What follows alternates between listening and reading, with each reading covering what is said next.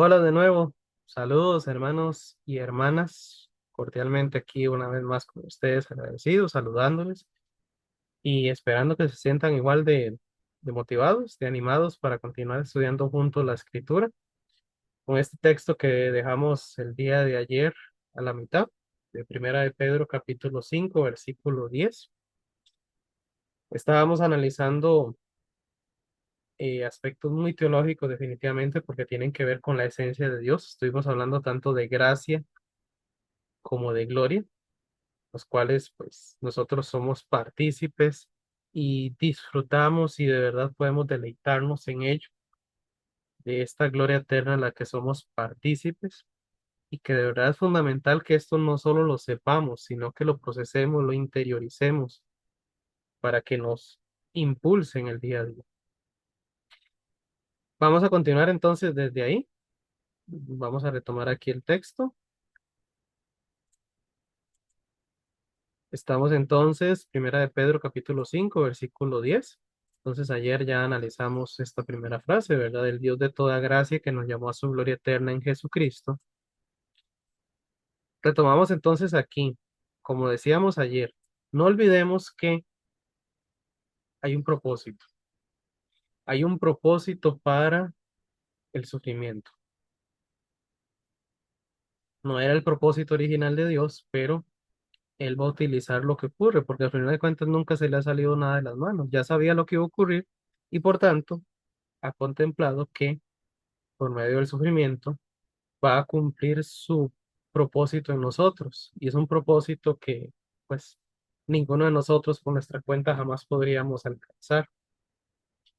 Entonces lo veíamos en las palabras que Pedro dice aquí, que después de haber padecido un poco de tiempo, Él nos perfeccionará, afirmará, fortalecerá y establecerá.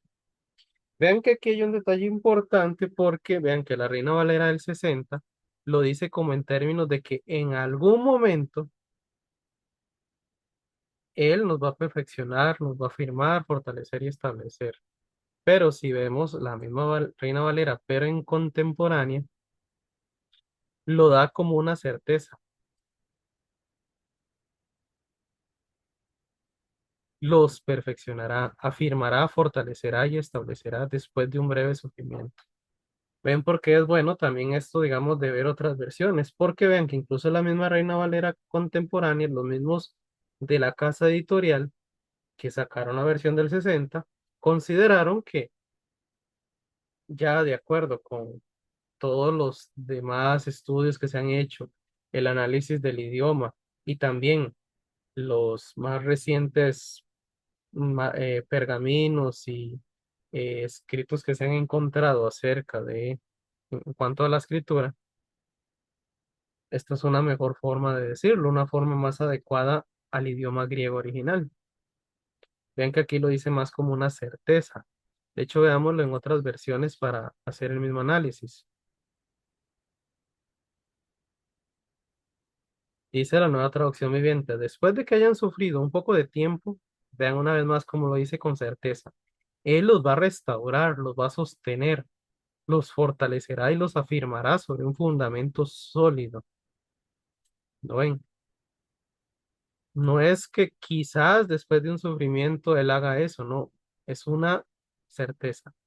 Vean igual la nueva versión internacional.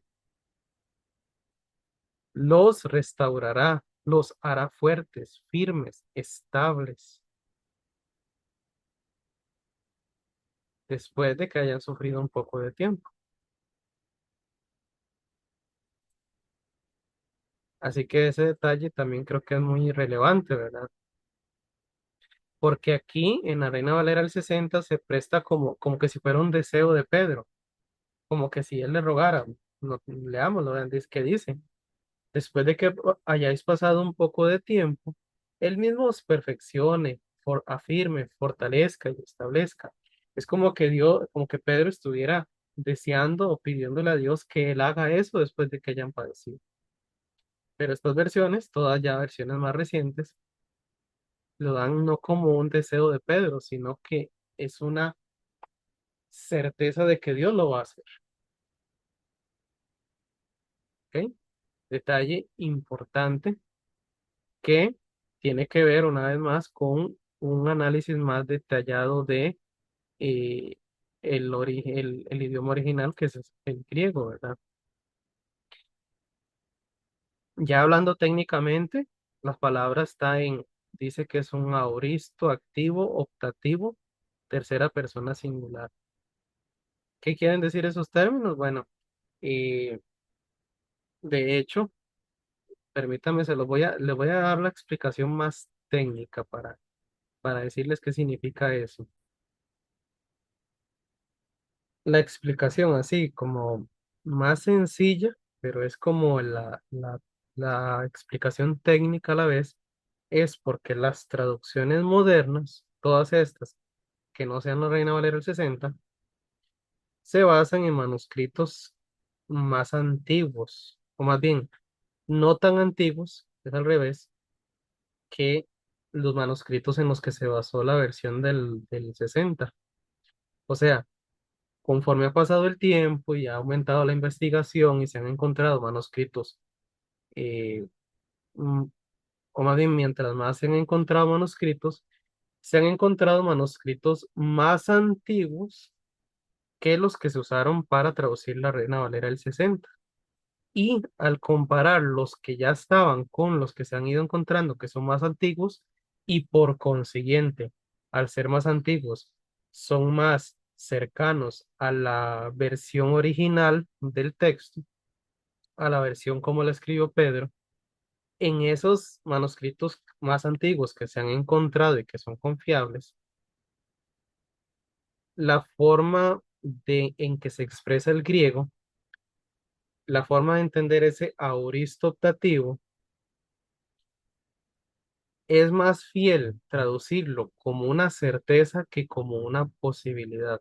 Aunque el optativo como tal tiene que ver con una posibilidad, pero la forma en la que están redactados los más antiguos lo hacen ver más como una certeza que como una posibilidad. O sea, por supuesto, si Dios no quisiera, no nos va a perfeccionar, no nos va a afirmar, ni fortalecer, ni establecer.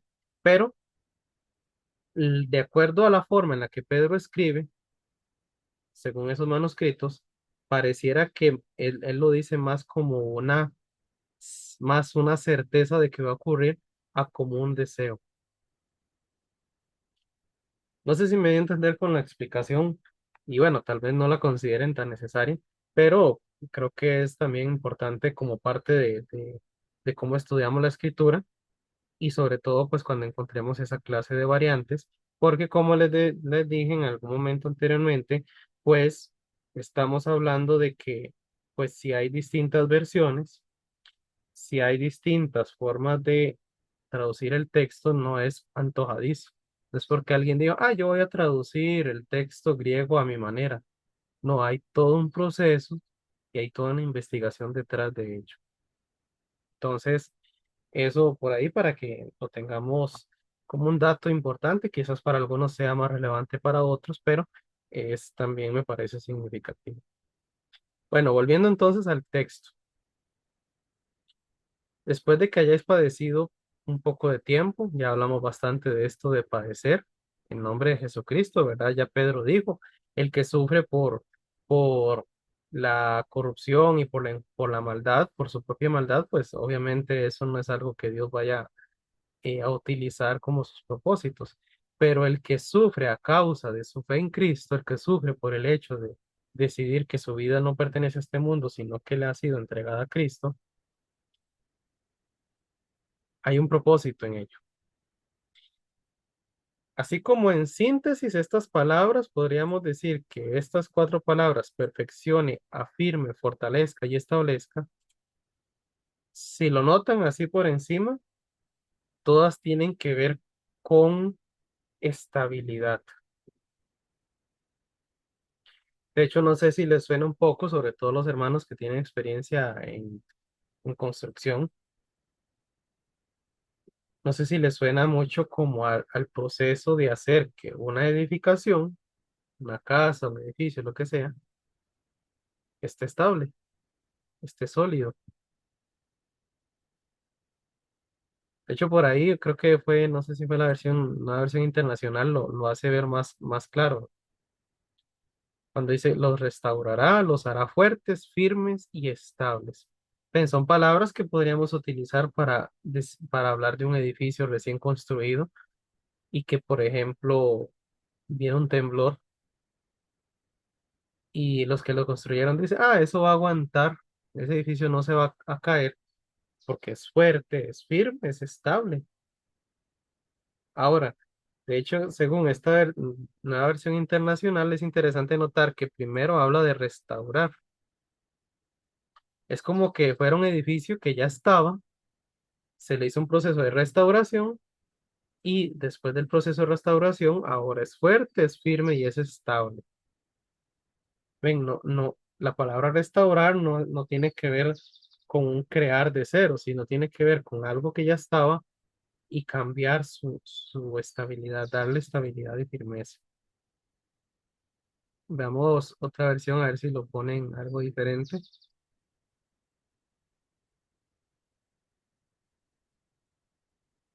Bueno, por ejemplo, esta traducción lenguaje actual, de hecho, es de las versiones que se dan más libertad a la hora de traducir el texto. Vean cómo lo amplía, que después del sufrimiento dice que hará que todo vuelva a estar bien, que ustedes nunca dejen de confiar en Él, les dará fuerzas para que no se desanimen y hará que siempre estén seguros de lo que creen.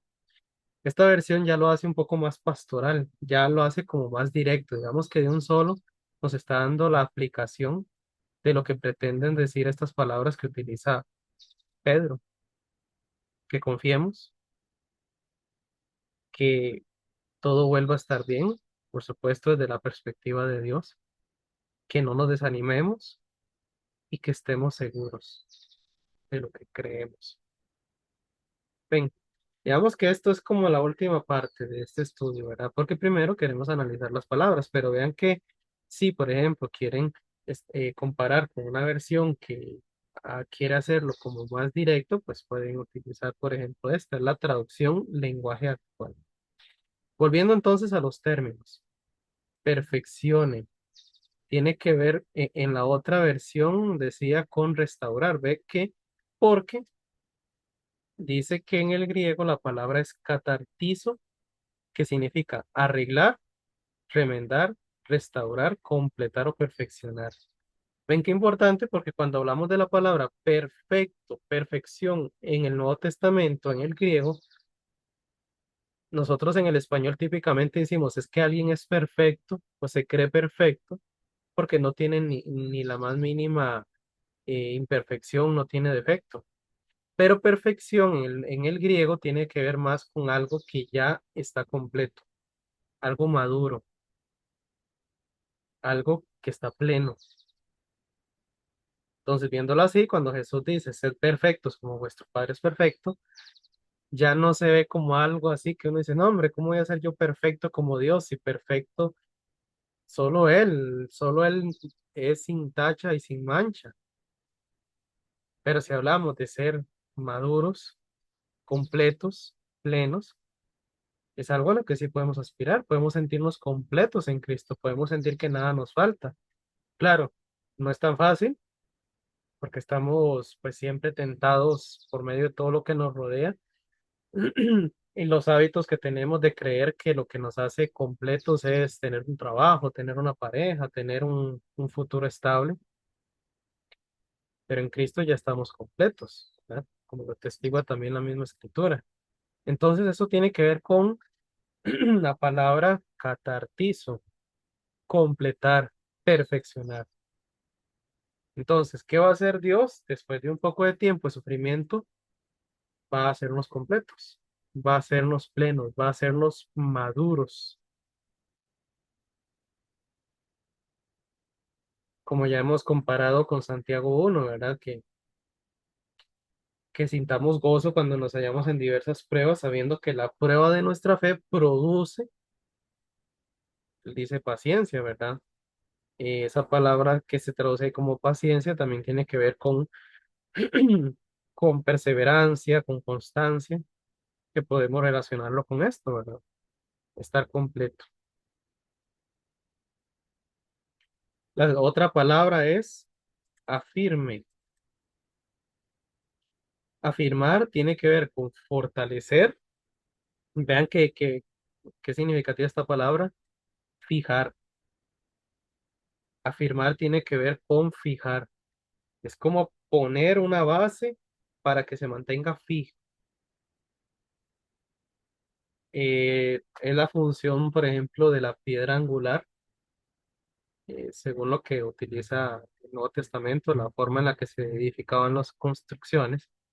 Quienes saben del tema actualmente también me pueden decir si hay una pieza en especial que se coloca en el fundamento de un edificio para que esté fijo, para que sostenga, para que le dé estabilidad. Entonces, ¿qué nos dice esa palabra? Nos dice que también Dios lo que quiere hacer es que nosotros estemos en un punto fijo, inamovible. Establecer en un lugar, dice también este otro diccionario. Fortalecer. Ven que otras versiones dicen eso, ¿verdad? Fortalecer. Que aquí también está la palabra fortalezca, pero fortalezca dice que viene de, permítame para ver cómo se lee esto, porque esta primera palabra es una sigma, estenon. Vamos a ver si así se lee. Ajá, esteno. Vean aquí cómo lo pone, hacer más capaz. Vean qué valioso para aplicarlo, para entenderlo nosotros. Dios quiere hacernos más capaces. ¿De qué? Bueno, por ejemplo, antes decía en el versículo 9 resistir, porque como hablábamos que Dios busca que nosotros seamos como un edificio así, que resiste, que resiste los embates. Ojalá se les esté viniendo a la mente también lo que Jesús dijo al final del Sermón del Monte, Mateo 7, 24 en adelante, lo de aquel que el que oye y hace lo que Jesús dice, el que oye y obedece sus palabras, le compararé, ¿recuerdan? Al hombre necio, o más bien al hombre sabio que edificó sobre la roca. Y el que oye pero no hace, le compara al hombre necio que edificó sobre la arena. ¿Cuál es la diferencia entre esas dos casas? El fundamento. Las casas podían ser exactamente igual de bonitas, de tantos pisos, pero el fundamento era el que variaba y el fundamento era el que determinaba que cuando viniera la tormenta, vinieran ríos, vinieran vientos, cayeran o se mantuvieran firmes. Eso también ilustra lo que estamos hablando aquí, hacernos capaces de resistir, nos fortalece, establezca también es la otra palabra que menciona aquí. Establezca, esto se lee como temelión, vamos a verlo en este otro diccionario que pone, ajá, temelión, que otra vez tiene que ver con poner un fundamento, cimentar la fe o ser cimentado, ser afirmado. En este diccionario que estábamos viendo dice fundar, cimentar, establecer firmemente. Ven que todas estas palabras están muy relacionadas la una con la otra. Todas tienen que ver con estabilidad y firmeza, solidez.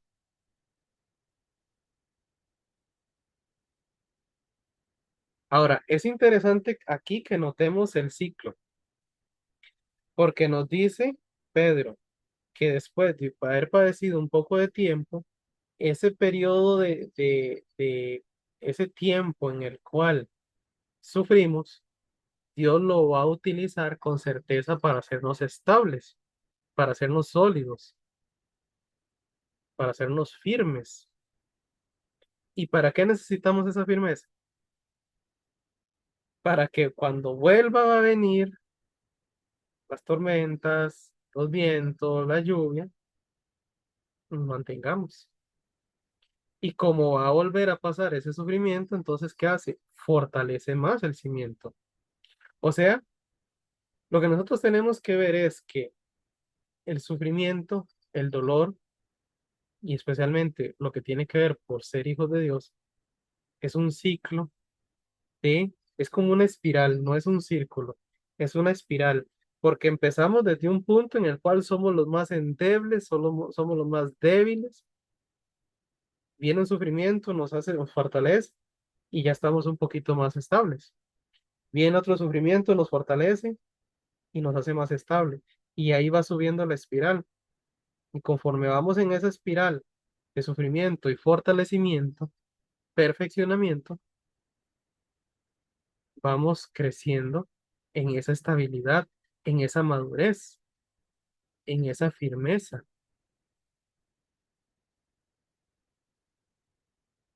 ¿Lo ven? Es difícil porque nosotros tendemos a ver cada evento que nos pasa como algo aislado, como decir, ay, mira, hoy me enfermé. Bueno, ya pasó. Ay, mira, se murió alguien que amaba tanto y pasó. Pero Dios no lo ve así. No lo ve como un evento por allá, un evento por allá. Todo es parte de ese ciclo, esa espiral de transformación. No quisiéramos que fuera así, ¿verdad? Pero bueno, el pecado ha provocado que vivamos en un mundo y vivamos en cuerpos que están propensos a ello. Entonces, ¿qué hace Dios? Agarra la realidad en la que estamos y le da propósito, le da un ciclo, le da orden, le da sentido para lograr en nosotros lo que de otra forma no podría lograrse, para hacer de nosotros lo que siempre Él quiso que fuéramos. Pablo lo dice en términos de hacernos como Cristo. ¿Quién sino Jesús como el ejemplo por excelencia de firmeza, de estabilidad, de perfección? ¿Quién de nosotros no quiere ser así? Bueno, por la gracia de Dios que nos llamó a su gloria eterna, Él se está haciendo cargo de eso. Lo que nos corresponde a nosotros es creerlo y confiar en Él para que aún padeciendo podamos seguir confiando y Él cumpla su propósito. Así que sabiendo esto que les estoy diciendo, creo que nos podemos unir a las palabras de Pedro en ese versículo 11, en este cierre teológico que hace, el cierre de la sección teológica. A Él, al que nos perfecciona, nos afirma, nos fortalece y establece, a Él que nos llamó a su gloria eterna en Jesucristo por gracia, a Él sea la gloria y sea el imperio por los siglos de los siglos. Amén. ¿Verdad? Podemos unirnos a esa doxología que él hace aquí, a esa exaltación, a esa adoración que brota de sus labios, porque saber esto, cuánto realmente nos debe conmover, nos debe de fortalecer y animar, ¿verdad? Así que hermanos, creo que podemos ir cerrando aquí. Bueno, antes quiero, nada más voy a repasar algunas ideas también para complementar con lo de este comentario. Bueno, estos términos que vimos, dice Dios mismo, mientras estamos aquí, en esta tierra, usa el padecimiento de los creyentes para moldearlos a la imagen de Cristo. Bueno, lo que estábamos diciendo. Pedro describe de forma concisa la promesa de ese proceso, ¿sabes? ¿Ven? Proceso santificador de maduración espiritual por parte de Dios, con cuatro palabras que son sinónimas. Perfeccionar, que tiene que ver con llevar a la plenitud. Afirmar, que tiene que ver con conformarnos. Fortalecer, que tiene que ver con robustecernos, y establecer, que tiene que ver con poner como fundamento. Todos estos términos connotan fuerza e inamovilidad que Dios quiere para todos los creyentes mientras enfrentan la batalla espiritual. Él los establece firmemente en la verdad de la revelación divina, donde permanecen en fe y confianza hasta que comprendan su gloria eterna. La oración de Pablo en Efesios 3:17 es coherente con esta promesa. Dice Efesios 3:17, para que habite Cristo por la fe en vuestros corazones, a fin de que arraigados y cimentados en amor, sean plenamente capaces de comprender con todos los santos cuál sea la anchura, la longitud, la profundidad y la altura, y conocer el amor de Cristo, que excede todo conocimiento, para que sean llenos de toda la plenitud de Dios. Y también termina aquí eh, el versículo 11 diciendo, al contemplar toda la gracia divina mencionada y abrumado tanto por la idea de santificación como glorificación y el deseo de ilustrar cómo es una mente de adoración, una adoración natural a causa de esta gracia y esa gloria, entonces Pedro irrumpe en una corta doxología cuando dice, Dios tiene el imperio sobre todas las cosas por los siglos de los siglos. Así que, teniendo presente todas estas promesas, las mentes de los creyentes deben estar constantemente llenas con una actitud de alabanza y adoración hacia Dios. Y como Él tiene todo poder, sabiduría, autoridad y soberanía, es digno de toda la alabanza y la adoración que los santos le puedan rendir.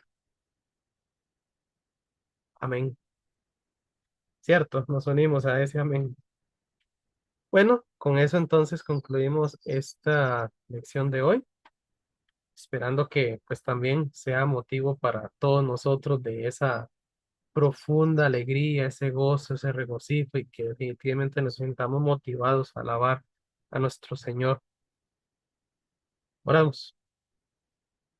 Amado Padre, te agradecemos más allá de nuestras capacidades, porque sin ser merecedores de absolutamente nada de esto, tú nos das promesas eternas. Señor, queremos que de verdad ese propósito se cumpla en nosotros, que nos hagas firmes y estables y sólidos, sabiendo que son muchas las cosas que nos quieren mover, que nos quieren desestabilizar. Confiamos en que tú utilizarás todo para tus propósitos y confiamos en que por tu amor y gracia esto será así. Gracias, Señor. Te oramos en Cristo Jesús. Amén. Nos vemos la próxima semana. Ha sido un gusto compartir este relato con ustedes y siempre deseando muchas bendiciones para ustedes en el nombre de Cristo. Nos vemos.